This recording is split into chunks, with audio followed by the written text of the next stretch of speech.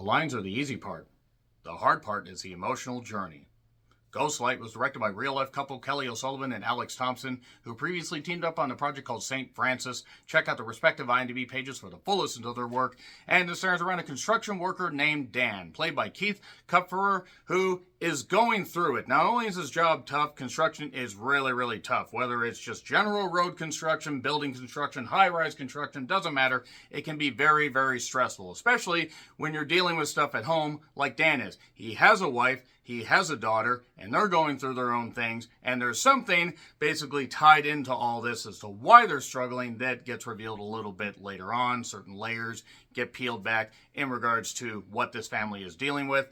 And after an incident at work, Dan is just a little bit despondent. I mean, he's just absolutely just almost fucking snapped. It's like he doesn't know what to do. I mean, he's just going through it. And then a passerby named Rita, who had a brief interaction with him during one of his shifts, says, "Hey, come on in. Come on in here. I need your help with something." And it turns out that Rita is part of a theater production that is going to put on a rendition of Romeo and Juliet. Dan does not consider himself an actor. He's like, "I've never done this stuff. Why in the world would I do that? There's no way I could do this." But gradually, Dan realizes that, you know what, maybe he can do this, and maybe, certain things in Romeo and Juliet can help him get past certain things in his life, as basically his home life is starting to not necessarily crumble, but just fracture, and can be repaired, but it's going to take a lot of work.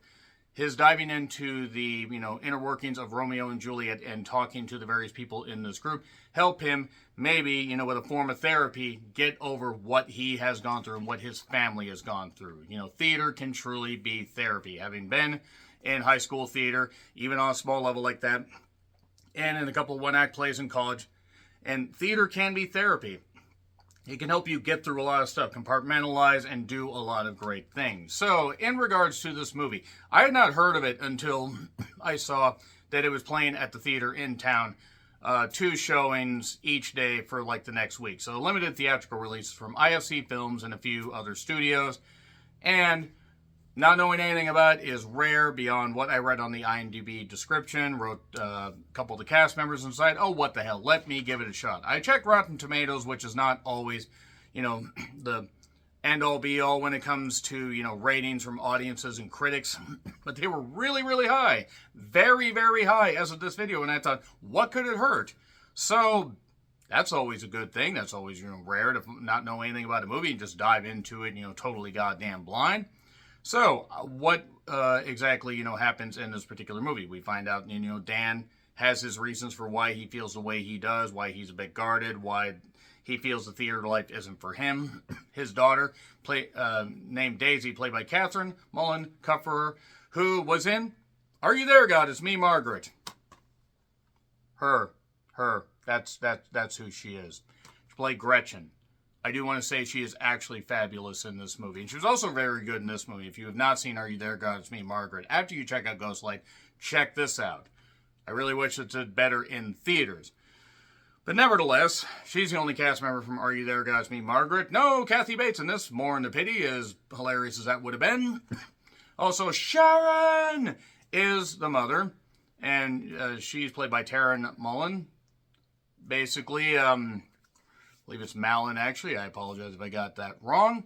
But she, being a mother, going through the stuff that she has gone through, trying to help Daisy through her struggles at school, Dan always being at work after this incident, doing the theater group, certain secrets get revealed, certain plot elements get revealed. And also, I do want to shout the members of the theater group. However big or small their roles were, they all played their roles beautifully. And Rita was the standout here, Dolly DeLeon. She's very good in this. And overall, I found myself really enjoying this and getting absorbed into it. I'm not going to say it's necessarily a perfect movie. I have a couple issues with a couple of the story elements. But the story is pretty linear. And it is, I'm not going to say basic. It's linear in the sense of how it's presented, but the way the performances feel real and organic and alive, and once the theater stuff kicks in with the real life drama as it gets revealed, it is wrapped up beautifully, and it shows that, yes, you can get over things, but it's going to take a lot of work. It's going to take a lot of, like self-reflection and a lot of understanding that you're not the only one suffering. And that's the thing. It is about grief. And I mean, hell, even this movie's about grief. But it does end up being something very, very well done. Very well done. I do want to shout Keith as Dan. He's very good. Catherine was very good as Daisy. You find out why she's so foul-mouthed, not just as a teenager, but there's a reason for it. Sharon, I thought Tara did a great job as Sharon. I thought there were, those three-tiered performances, very, very good. So it was actually a very good movie, and even pretty emotional. You actually might end up crying at the end. It got me. It got me. I'll give them that much. Even with a couple of the issues I had, no, it's not the most perfect movie. It is something that you absolutely need to check out because it does show how Kelly and Alex are very good filmmakers.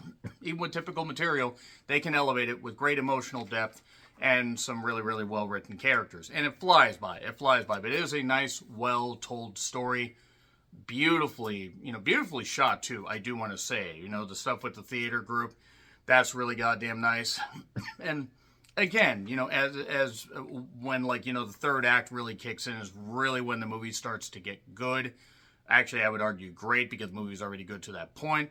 So yeah, check it out in theaters if you get a chance. It is worth it. If not, at least give this a shout on streaming because let's support independent filmmakers and give them a chance to do stuff like this in the cast. Again, whether they've been in a number of roles or just a few roles, they did really, really good stuff here. So I'm going to get into spoilers, which won't take very long, but just a few things I want to touch on. So there you go. It's in theaters right now, streaming soon. 3, 2, 1. Spoilers. So basically, Dan ends up, almost getting hit by some sport car driver. His coworker Mikey tries to get the license plate, and then that guy almost hits him again while Dan is on a phone call, and Dan finally snaps. We find out why Dan snapped a little bit later. He basically is continuing to work, but then a video was shot by some teenager trying to go viral, even though Mikey was shooting the video to get the guy on camera. And then, oh shit, my coworker is probably going to murder this guy. That was a full-on dick and deserved to be scared shitless, I do want to say. I mean, I'm not talking about the actor, I'm talking about the character. So that made sense. Sharon is struggling, and she wants to plant something around a tree. That sends Dan over the goddamn edge. In addition to the fact that even though he's working, he might end up losing his job. And also, they have this deposition coming up. This deposition that ties to this particular tragedy. The tragedy is their son, ended his life. I can't say the word, and I don't want to say the word. Please don't type it in the comments. I don't want to get flagged. Don't want you to get flagged. Sensitive topic. It's never the answer. Help is out there, I do want to say. But what ends up basically getting revealed is after the son, after it's revealed what happened to the son, we see what happens with the theater group. He doesn't really want to talk about even in his daughter's therapy sessions. Daisy peels back layers as just somebody that wants to grieve. That was her brother. That was her blood. And Sharon, that was her son that passed away. Now, he did accidentally OD. There was somebody tied into this as far as his deposition. There was his girlfriend, Christine. I want to say the young actress that played her did a very good job. She didn't get a lot of screen time, but she did very well. The idea is they were suing the family because, Christine got a hold of these meds. And they were going to end up, poisoning themselves, basically, and dying. The cops, or the ambulance, or, paramedics got there. They saved Christine. They weren't able to save Brian. Just like Romeo and Juliet. The poison, and then, oh, he's dead, let me kiss his lips, and die. Star-crossed lovers, all that and everything. And the reason is because Christine's family had moved to Arizona, and Brian wanted to go there with, because, yes, he was literally in love with this girl. It may have worked out, it may have not, but because it didn't happen, they were very, very despondent and wanted to basically go together. And that's not the answer, I just want to say. I mean, that's love and craziness.